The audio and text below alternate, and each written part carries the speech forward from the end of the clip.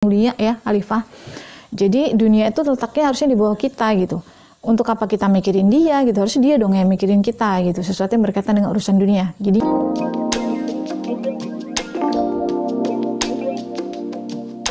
Assalamualaikum warahmatullahi wabarakatuh. Halo semuanya, jumpa lagi dengan aku Pipit Angelia.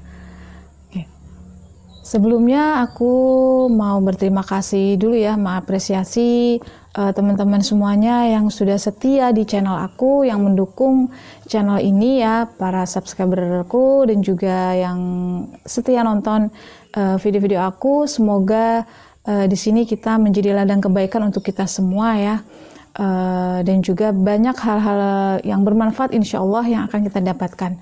Nah, di video kali ini aku mau share ini teman-teman, rahasia waktu menjelang subuh atau rahasia waktu fajar. Nah, biasanya kan kalau di waktu fajar nih banyak yang sharing tentang melaksanakan sholat fajar ya. Nah, kali ini aku tidak sharing hal itu ya, tapi ada rahasia nih di waktu fajar yang sangat-sangat luar biasa energinya ya, terutama untuk teman-teman yang ingin perubahan nih dalam hidupnya. Adik-adik nih yang masih kuliah mungkin, atau ya yang sudah bekerja ya, atau juga kita usia-usia yang sudah menjalani kehidupan seperti biasanya ini ya, yang sudah yang mungkin juga masih struggle dengan satu urusan ya, berjuang dalam satu urusan gitu ya. Dan aku ini akan share yang akan aku share ini adalah rujukannya dari Quran surat ketiga ayat ke-17. Nah, ada apa di waktu fajar yang akan bisa mengubah hidup kamu tentunya, dan ini jarang diungkap ya. Demikian selengkapnya tonton terus videonya ya. Teman-teman kita ini kan dalam menjalani hari-hari ya, tidak bisa selalu disetet yang high vibes terus ya, atau yang positif terus gitu kan. Allah selalu membolak-balikan hati kita ya, sekehendak Allah gitu. Membolak-balikan hati kita, suasana hidup kita gitu ya. Dan karena terbolak-baliknya itu ya, hati kita yang mudah banget terbolak-balik, mudah sekali terpengaruh gitu ya, harus ada upaya juga dari kita supaya gimana nih saat misalnya nih dari posisi yang hati nyaman terus yang gak enak, itu gimana sih menghadapinya supaya boleh aja kita berada pada kondisi yang gak nyaman hati ya, yang gak enak gitu, tapi jangan lama-lama. Nah, pasti ada tekniknya. Nah, salah satu tekniknya ini teman-teman ya, ada di waktu fajar ya. Jadi di sini aku akan mengungkapkan inspirasinya itu dari Quran surat ketiga ayat ke-17, dan aku mendengar dari dari Ustadz Hadi Hidayat atau di YouTube-nya Hadi Hidayat Official, dan aku praktekin dan ternyata emang bener-bener energinya luar biasa. Jadi di Quran surat ketiga ayat ke-17 itu Allah di akhirnya ya, akhir kalimatnya itu adalah kita kayak diajak Allah ya, atau diperintahkan Allah untuk memohon ampunan di waktu fajar.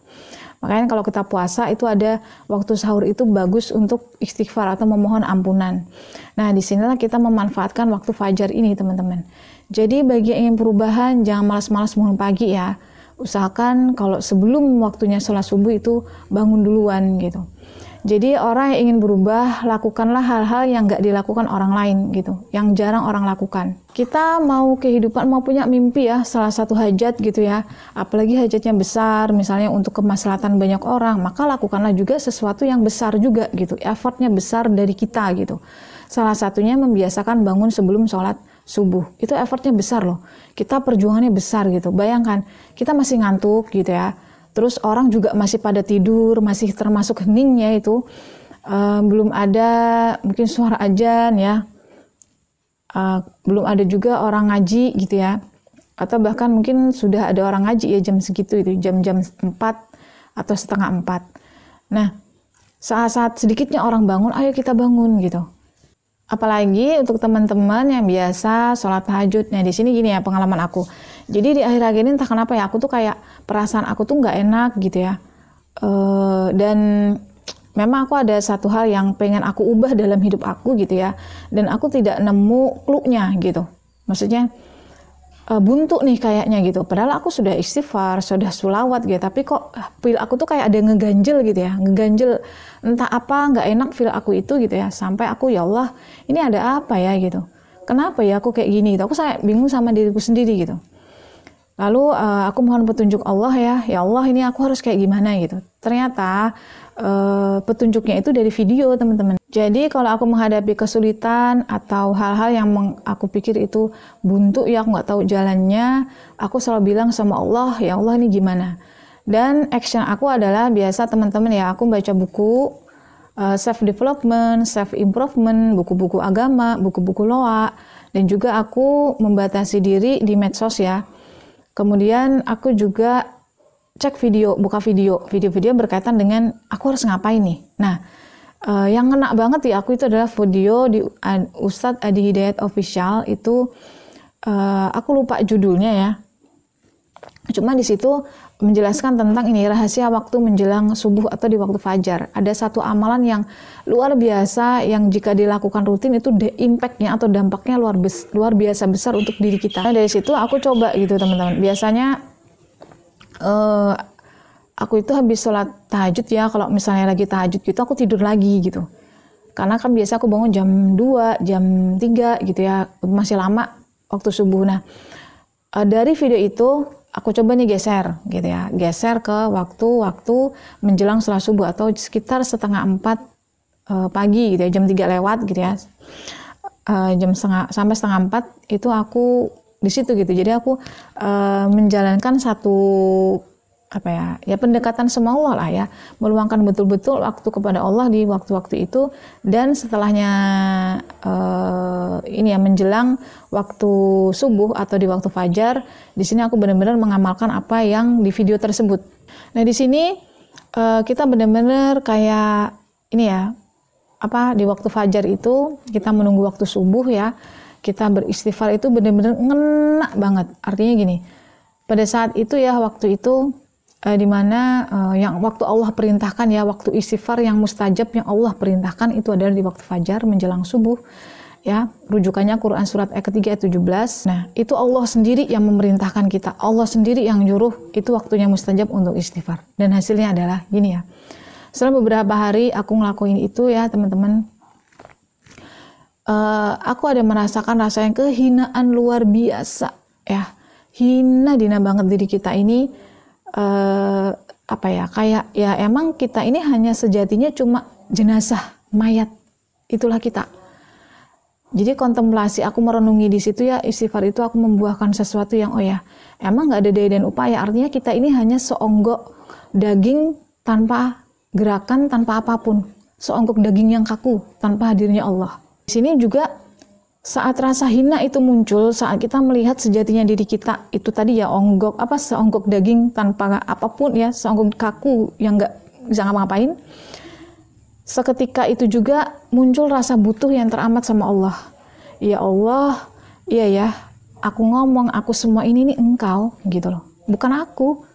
Aku ini ya, coba lihat kalau kita takziah ke orang meninggal, terus kita ngelihat jenazahnya itu ya, itulah kita, sejatinya kita kayak gitu, hina, dina, rendah banget dah, gak ada apa-apanya, gak ada gunanya, itu kita gitu. Dan betapa maha kasihnya Allah membuat kita hidup kayak gini, gitu, bisa ngapa-ngapain. Ternyata rahasianya adalah saat Allah anugerahkan pandangan kita ya terbuka, kehinaan kita, diri kita kelihatan, di situ juga seketika Allah kayak ngasih rasa butuh yang teramat dalam sama Allah gitu. Jadi kayak kita ya nggak ada sesuatu yang patut untuk kita gantungi kecuali Allah, karena ya Allah yang membuat kita kayak gini gitu, bukan bukan orang tua kita, bukan saudara kita, bukan pasangan mungkin ya, bukan anak, enggak gitu, tapi Allah. Yang terjadi adalah hari-hari itu diisi dengan rasa legowo, teman-teman, ikhlas ya, kayak plong banget ya. Jadi yang rasa nggak enak di hati aku itu tadi langsung lolos, hilang gitu ya, sama sekali nggak ada lagi. Jadi kayak ngejalani hidup itu bener-bener yang kayak seneng gitu. Gimana sih namanya orang yang nggak ada beban apapun gitu, padahal ya ada gitu, ada sesuatu yang ingin aku rubah dalam hidup aku yang itu kalau aku nggak sampai di yang posisi hina dan butuh tadi, mungkin aku akan kepikiran terus menerus. Nah, di sepanjang beberapa hari itu ya, ada satu keajaiban yang aku rasain, yang dimana aku butuh sesuatu ternyata kayak aku nggak pikir sama sekali dari situ gitu, kok ternyata langsung kayak kenyataannya tuh kelihatan gitu loh. Jadi apa ya, kayak sesuatu tuh dimudahkan Allah gitu. Ternyata yang paling penting dalam hidup ini adalah kedekatan kita kepada Allah. Nah, di sini akan muncul feel ya, perasaan yang luar biasa apa ya, tenang, damai, ikhlas, dan disitulah letaknya pertolongan Allah dari ketenangan, kedamaian, keikhlasan perasaan kita, hati kita. Nah, kalau kita kaitkan dengan hukum tarik menarik ya, atau the law of attraction, ya rahasianya di situ gitu, bahwa realita dunia kita sekarang itu semuanya adalah ilusi ya, fata morgana, karena itu bisa bolak-balikan hati kita nih. Yang tadinya kita bersyukur bisa kufur seketika karena realita yang terjadi. Nah, itulah ilusi kehidupan ya. Nah, sekarang bagaimana agar state hati kita itu tetap kepada hakikatnya gitu. Ya, itu yang penting banget, karena ini perasaan itu tuh langsung ya. Allah itu bicara melalui perasaan. Nah, contoh kayak aku yang gak enak perasaan, berarti Allah lagi bilang tuh, ada sesuatu yang harus kamu baiki gitu. Sehingga perasaan aku gak enak. Nah, di sini hikmahnya ya, berdasarkan Quran surat ayat ke-7, Quran surat ketiga ayat ke-17, itu yang pertama, kita itu kayak lebih khusyuk dalam ibadah teman-teman. Ingat, ibadah ini akan menentukan kehidupan kita ya, karena akan menentukan pikiran dan perasaan kita. Ingat, pikiran, perasaan itu adalah bahan bakarnya realita kita di masa depan ya. Jadi apa yang kita pikirkan dan perasakan itulah yang akan terjadi di masa depan kita. Terutama kita jaga banget perasaan kita, feel kita. Nah, kemudian senang berbagi. Nah, di sini kita jadi kayak gak takut kehilangan sesuatu saat orang lain butuh, saat keluarga kita butuh gitu ya. Kita gak merasa kurang atau gak merasa apa yang kita keluarkan itu berkurang. Tapi justru kita lebih kepada bahagia gitu, senang melihat manfaat yang udah kita keluarkan tadi, effortnya yang udah kita keluarkan, hasilnya itu kayak orang bahagia, orang senang gitu. Jadi fokusnya bukan kayak duit kita berkurang atau tenaga kita kayak berkurang gitu nolong orang, atau kita kerasa kayak lelah menasihati orang gitu, nggak ada lagi. Tapi kita fokusnya kepada hasilnya dari apa yang kita lakukan, apa yang kita bagi gitu. Yang kemudian yang ketiga itu sabar, lebih sabar. Nah, sabar di sini teman-teman itu nggak ada lagi namanya ngegrundel di hati ya, apapun peristiwanya. Jadi karena istighfar ini kan mohon ampunan. Aku lebih kayak gini sekarang ya. Ini akhir-akhir hari ini yang aku pandang ya, setelah aku mengamalkan istighfar menjelang waktu subuh ini, di waktu fajar. Ini ya, orang punya salah, aku juga punya salah kok sama Allah gitu. Ketika orang lain berbuat salah terhadap aku bilang sama diri aku juga punya salah sama Allah gitu loh. Jadi untuk apa aku mempermasalahkan kesalahan orang terhadap aku, sedangkan aku punya salah yang banyak sama Allah. Lebih baik aku mikirkan dosa-dosaku di hadapan Allah daripada memikirkan atau merasakan dosa-dosa orang kepada aku. Dan di situ akan muncul rasa welas asih teman-teman sama orang. Meskipun orang itu menyakiti kita, meskipun orang itu kayak nggak enak sama kita gitu ya. Melihat orang itu kayak muyok gitu ya, kayak bahasanya kayak nggak enak gitu ya, kayak sebel gitu ya. Tapi saat kita sudah mengamalkan ini, istighfar menjelang waktu subuh atau istighfar di waktu fajar, itu kayak nggak ada lagi kayak gitu ya. Dia tadinya kita nggak enak sama dia, yaitu mungkin karena dia punya kesalahan sama kita kan gitu, entah sikap dia yang nggak enak sama kita ya gitu. Terus dibalikan lagi, dikembalikan bahwa aku pun punya kesalahan sikap sama Allah gitu. Untuk apa aku mengambil hati kesalahan dia sama aku? Lebih baik aku memikirkan bagaimana hatiku ini bersih, diampuni sama Allah atas kesalahan-kesalahan aku. Jadi fokusnya itu udah bener-bener kayak diri sendiri gitu loh. Dosa-dosa kita fokusnya nggak dosa orang. Jadi karena istighfar itu adalah mohon pengampunan, kita tuh kayak lebih welas asih sama orang, lebih nggak masalah sama orang, mau ngapain aja terserah gitu ya. Ya toh aku juga punya dosa sama Allah gitu. Kalau kamu mau buat dosa ke aku ya terserah urusan kamu gitu. Aku nggak ngurusin urusan aku, ya aku juga punya berdosa kok sama Allah. Untuk apa aku ngurusin dosa kamu ke aku? Untuk apa aku ngurusin kesalahan kamu sama aku gitu? Lebih baik aku ngurusin kesalahan aku sama Allah. Nah, disitulah rahasianya, nikmatnya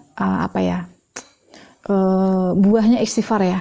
Jadi kita selalu merasa salah meskipun kita benar gitu. Karena apa? Ya aku salah terus sama Allah, banyak salahku sama Allah gitu.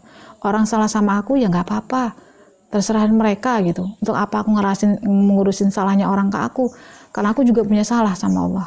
Lebih baik aku ngurusin kesalahan-kesalahan aku sama Allah, gimana caranya Allah ngampunin dan memperbaiki diri ini. Keempat, berdasarkan penjelasan dari Ustadz Hadi Hidayat itu ya, di Quran surat ayat ketiga, Quran surat ketiga ayat 17, kita lekat dengan amal soleh. Nah, amal soleh itu kan syaratnya ikhlas ya, dan itiba sesuai tuntunan Rasulullah dan ikhlas karena Allah. Jadi apa-apa yang kita kerjakan memang berharap keriduannya Allah.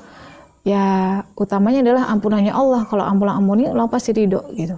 Kalau Allah ridho, Allah pasti sudah ngampuni gitu. Makanya peran istighfar ini sangat penting banget menurut aku ya.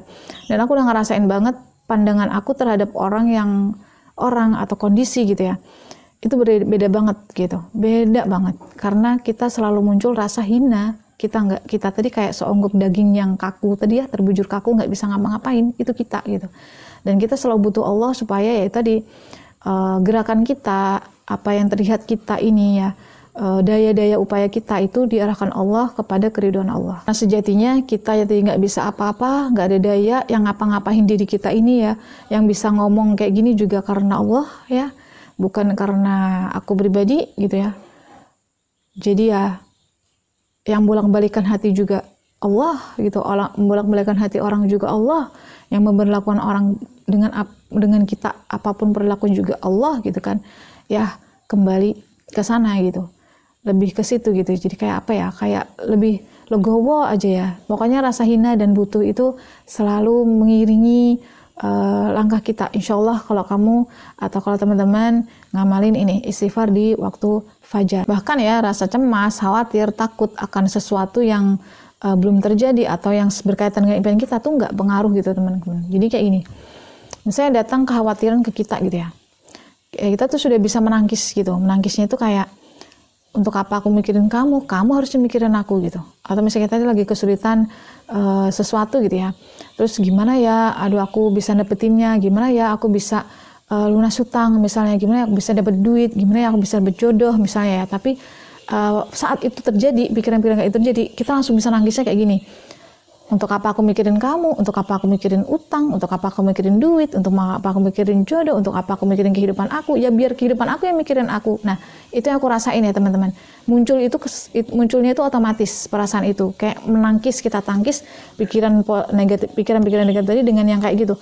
Kok aku jadi mikirin kamu sih, kamu dong yang mikirin aku, kayak gitu. Nah kalau dikembalikan bahwa memang kita ini kan diciptakan sebagai khalifah, artinya orang yang sempurna, luar biasa, sama Allah, terhormat, mulia ya, khalifah. Jadi dunia itu letaknya harusnya di bawah kita gitu. Untuk apa kita mikirin dia gitu, harusnya dia dong yang mikirin kita gitu, sesuatu yang berkaitan dengan urusan dunia. Jadinya kayak itu otomatis teman-teman, nggak dibuat-buat munculnya. Nah makanya kalian wajib coba nih istighfar menjelang waktu subuh atau istighfar di waktu-waktu fajar. Bagi kalian yang ingin perubahan, jangan santai. Nggak ada orang yang bisa sukses, nggak ada orang yang bisa berubah hidupnya 180 derajat dengan santai dan bermalas-malasan. Nah, perubahan itu terjadi pertamanya itu adalah diri kita dulu berubah. Nanti realita kita ngikutin gitu. Karena ingat, diri kita tadi nggak berdaya apa-apa. Allah yang memberdayakan kita gitu. Jadi kalau diri kita sudah bisa berubah, pikiran dan perasaan kita selaras dengan apa yang kita inginkan, ya kenyataan akan ngikutin kok gitu. Kita nggak usah berupaya keras berubah kenyataan gitu ya. Misalnya kita nggak punya duit, kita cari duit, enggak gitu. Ubah mindset dulu, ubah diri dulu gitu. Supaya ya terbuka untuk menerima duit gitu, terbuka untuk menerima kebahagiaan, terbuka untuk menerima keberlimpahan. Itu yang dibentuk dulu gitu. Kalau kita fokus mencari duit, mungkin kita akan dapat duit tapi lelah gitu. Ada yang kita korbankan, misalnya yang kita korbankan keluarga, yang kita korbankan misalnya pasangan, yang kita korbankan orang tua gitu. Justru apalagi kemarahnya yang kita berkorban adalah waktu ibadah kita, waktu mengenal diri kita gitu, waktu memperbaiki diri kita. Kita yang korbankan gitu, kita cuma ikut dapat dunia. Untuk apa gitu ya? Untuk apa cuma dapat dunia tapi nggak dapat Allah gitu kan? Jadi ke Allah dulu baru keluar gitu. Kalau kita sudah mendapatkan ketenangan batin ya, pertolongan Allah itu datang saat hati tenang. Jadi kalau hati gerasa gusuk, gemuruh, amburadul, nggak akan mungkin Allah turun tangan. Allah turun tangan kalau kita ikhlas, Allah hadir. Cirinya hati kita tenang, itulah Allah turun gitu. Jadi kalau ingin mendapatkan pertolongan Allah, perjuangan betul hati yang tenang. Salah satunya bisa diikhtiarkan dengan membiasakan beristighfar atau memohon ampunan di waktu fajar. Manfaatkan waktu-waktu mustajab, perintah Allah, ya rahasia-rahasia dari Allah. Ini karena Al-Quran sendiri yang mengungkapkannya, berarti Allah sendiri yang berbicara. Kalau Allah yang nyuruh, gak mungkin gak mungkin gak ada hasilnya. Kalau Allah yang gak nyuruh, rahasianya pasti diberi sama kita gitu. Allah loh yang nyuruh gitu. Allah loh yang merintahin, langsung Allah ya. Oke, itu aja dulu sharing dari video aku kali ini. Semoga bermanfaat dan semoga kita semua selalu Allah jaga ya, Allah bimbing ya, di jalan-jalannya Allah, jalan-jalan kesuksesan ya, jalan-jalan di mana kita bahagia dunia dan akhirat. Itu aja dulu sharing dari video kali ini. Semoga bermanfaat. Sampai jumpa lagi di video-video aku berikutnya. Wassalamualaikum warahmatullahi wabarakatuh. Bye-bye.